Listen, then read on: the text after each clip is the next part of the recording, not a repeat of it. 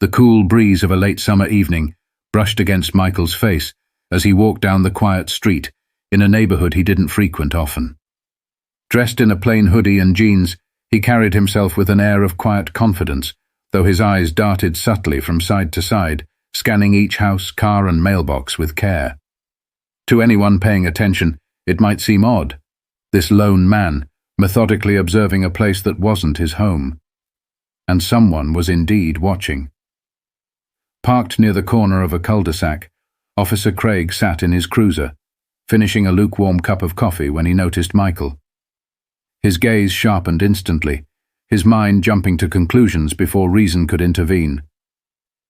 "What's this guy up to?" he muttered, his grip tightening on the steering wheel. Michael stopped momentarily near a mailbox, jotting something into a small notepad. That sealed it for Craig. He flipped on his headlights and slowly crept toward Michael, who seemed unfazed by the sudden illumination. Craig parked the car and stepped out, his hand instinctively brushing against the holster on his hip. "Hey you," Craig called out, his tone more commanding than questioning. Michael turned, his expression calm but unreadable. "What are you doing around here?" Michael offered a polite smile, though his body remained still. "Evening, officer. Just doing some work." Craig squinted, taking in every detail. Michael's clothes, his stance, his skin. "Work, huh? You live around here?" Michael shook his head. "No, but Craig cut him off, stepping closer. "Then why are you in this neighborhood? It's almost midnight." Michael took a measured breath, sensing the shift in the officer's demeanor. "I'm not doing anything wrong, officer. Just taking notes for a project." Craig's eyes narrowed. "What kind of project?" Michael hesitated, clearly weighing his words. "I'd rather not say. It's sensitive work." To Craig, the answer was unsatisfactory, evasive even.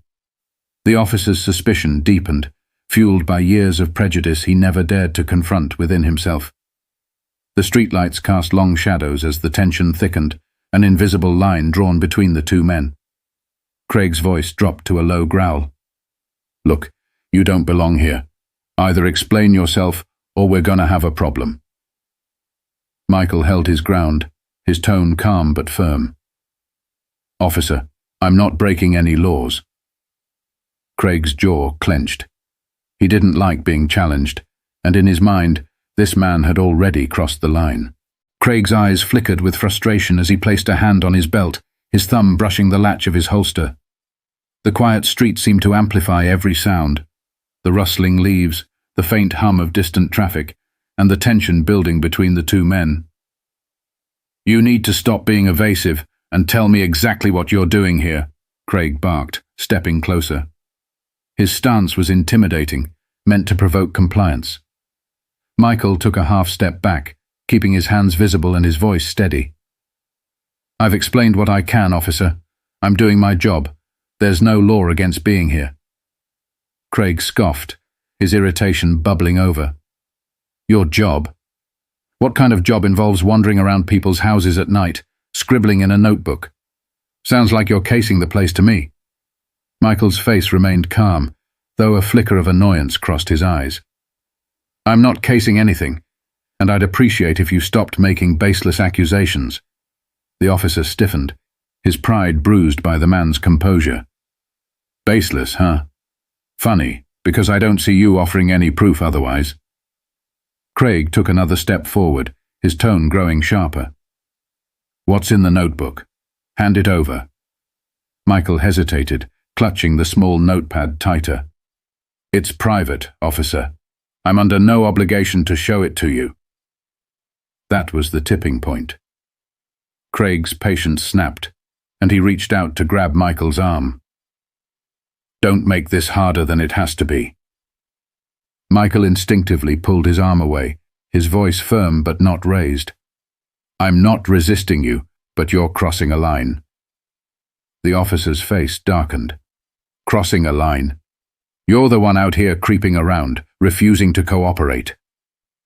Craig pulled out his radio, speaking into it with an edge of urgency. I've got a suspicious individual refusing to identify himself, requesting backup at Pine Grove Lane." Michael exhaled, his frustration evident now. "Officer, this is unnecessary. I don't want this to escalate." Craig smirked, his confidence bolstered by the knowledge that reinforcements were on their way.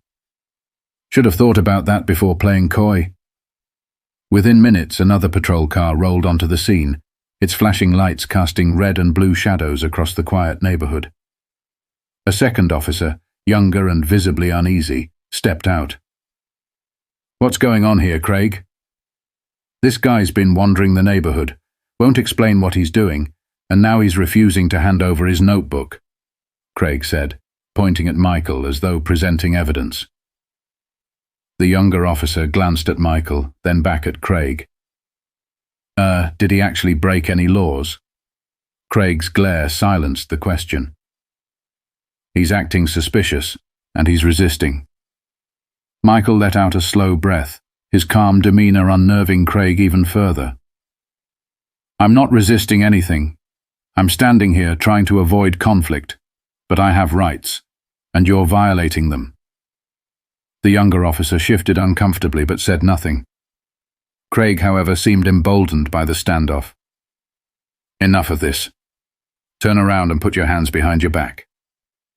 Michael hesitated, his jaw tightening briefly before he complied. He turned slowly, placing his hands behind him as Craig snapped the cuffs on with more force than necessary. "Officer, this is a mistake," Michael said quietly, as Craig guided him toward the cruiser. Craig sneered. "We'll see about that." As Michael was placed in the back seat, he glanced back at the scene. The younger officer lingered by the patrol car, his expression troubled, as though questioning whether this was right. But the flashing lights and the quiet tension swallowed any objections he might have voiced. The drive to the station was silent, save for the crackling of the police radio. Craig's satisfaction was palpable. A man convinced he'd just stopped a potential threat. Michael, however, stared out the window, his expression unreadable, but his mind clearly at work. The fluorescent lights of the station flickered slightly, casting a cold, sterile glow on the reception area. Officer Craig marched in, gripping Michael by the arm with unnecessary force, as if to assert dominance. The desk sergeant, a middle-aged woman with tired eyes, looked up from her paperwork, her expression shifting to mild curiosity. "What's this about?" she asked, eyeing the calm yet restrained man at Craig's side. "Caught him prowling around Pine Grove Lane," Craig declared. "Refused to explain himself or hand over what he was carrying. Suspicious behavior all around." Michael stood silently, his gaze steady but unreadable. The sergeant raised an eyebrow. "Did he resist arrest?" "Not physically," Craig muttered, almost begrudgingly. "But he was obstructing." Michael finally spoke, his tone measured. "I was standing on a public sidewalk, doing nothing illegal.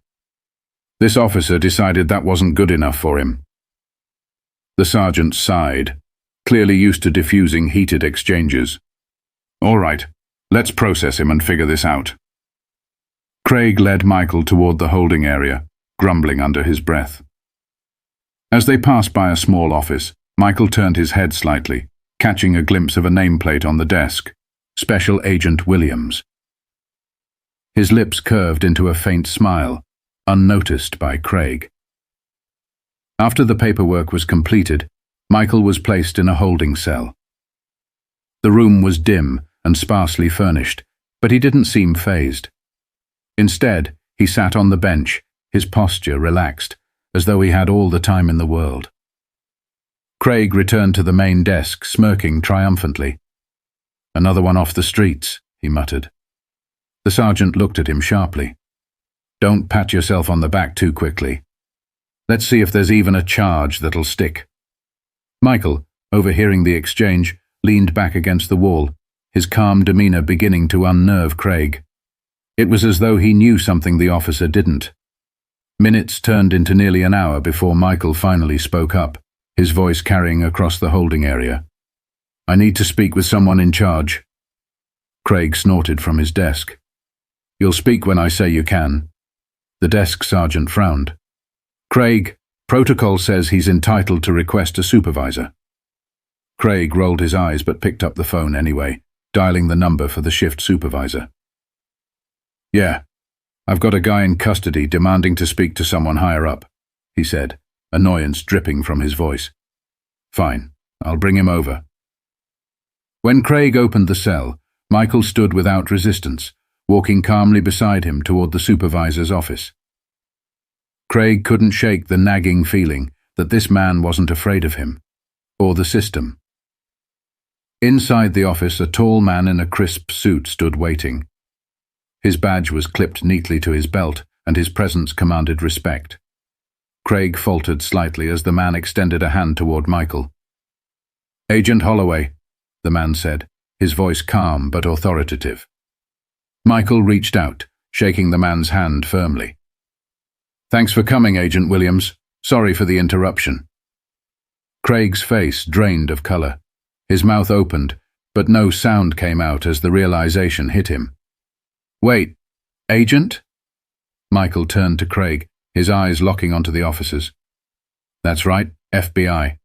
I've been working an undercover operation in this area for weeks." The air in the room grew thick with tension as Agent Williams' gaze shifted to Craig. "Is this true? Did you arrest an undercover agent without probable cause?" Craig stammered, searching for words. I didn't know. He wouldn't say who he was." "Did you ask?" Michael interjected calmly. The supervisor's expression darkened.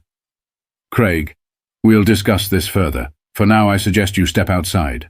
Craig left the office with his face flushed, a mix of confusion and embarrassment clouding his thoughts.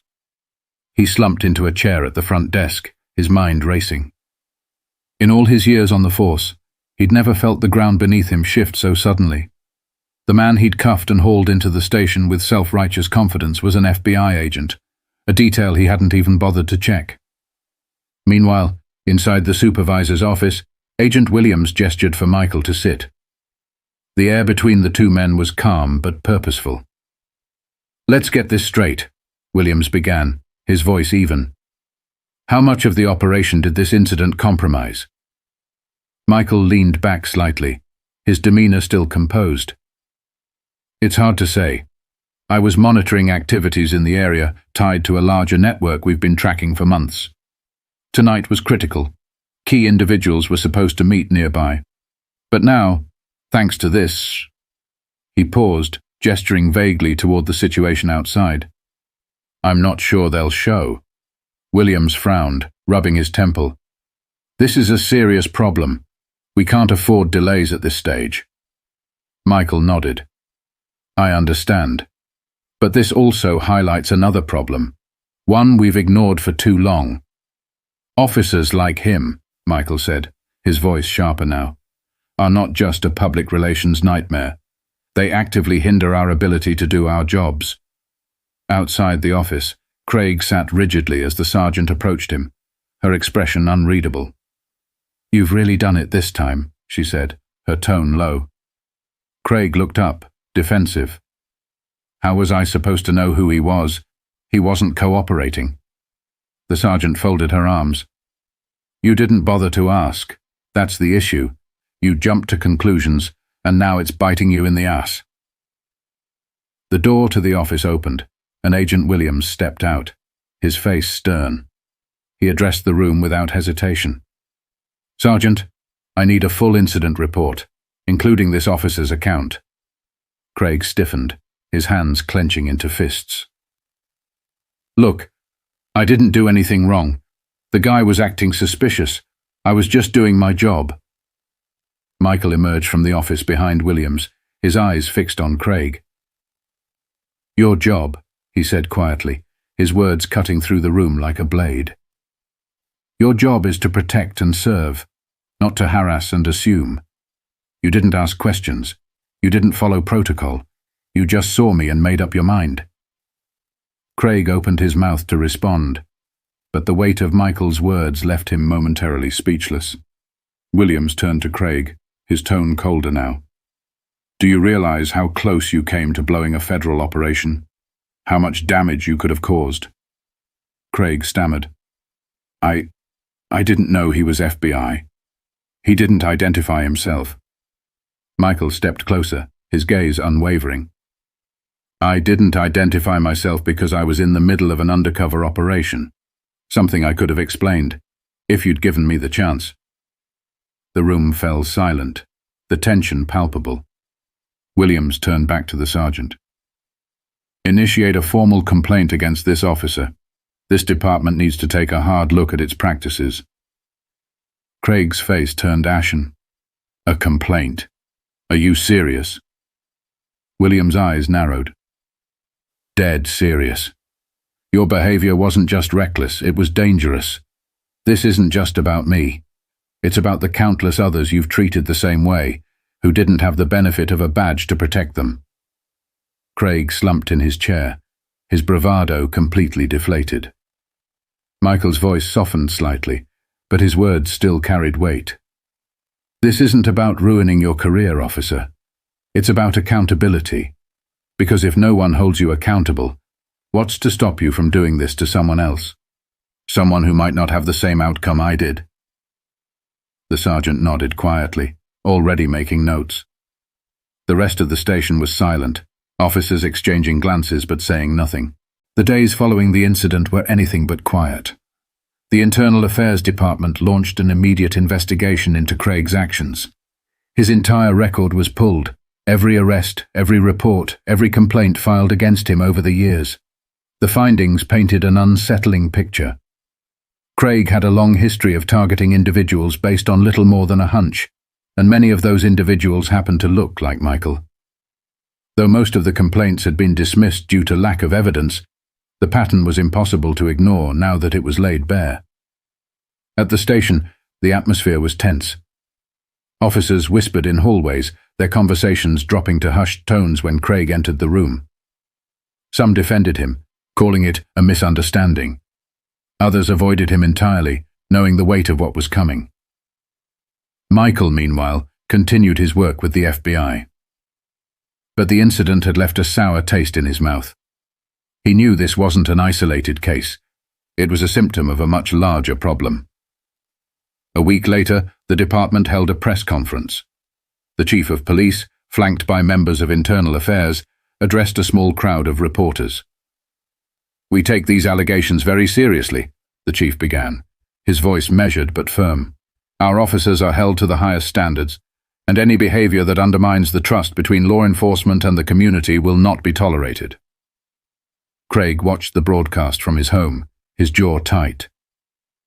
He'd been placed on administrative leave pending the outcome of the investigation, but he already knew his career was over. The community's reaction was swift and divided. Some residents of Pine Grove Lane expressed outrage, calling for Craig's immediate termination. Others insisted he was being unfairly targeted, claiming he was just doing his job.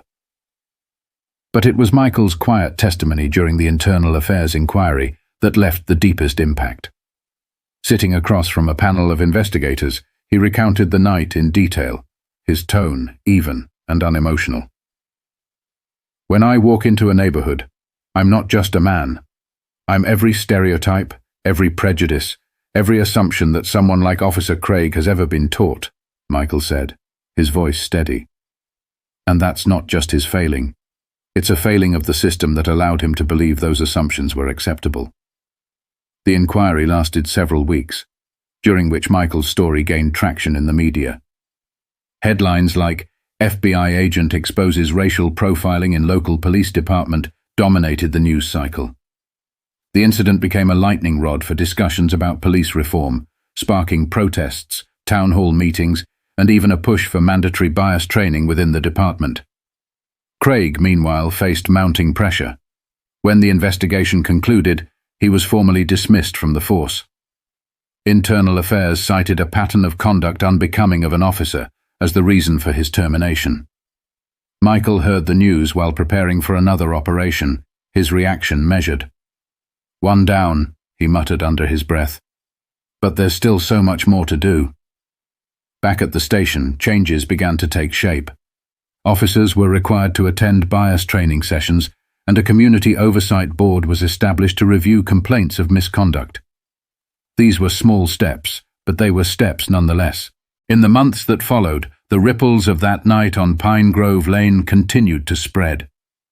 The community, once content to ignore the quiet injustices around them, began to speak out.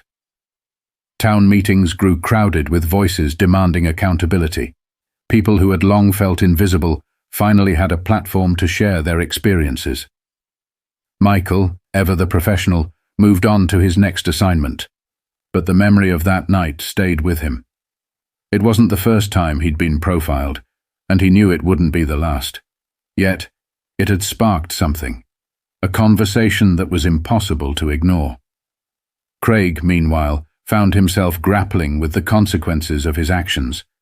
Without the badge, he was just another man in the crowd, forced to confront the biases he had wielded for so long. For the first time, he began to listen, to the news, to the voices in his community, and to the small but growing part of himself that whispered he had been wrong. The incident became a case study in training programs across the country.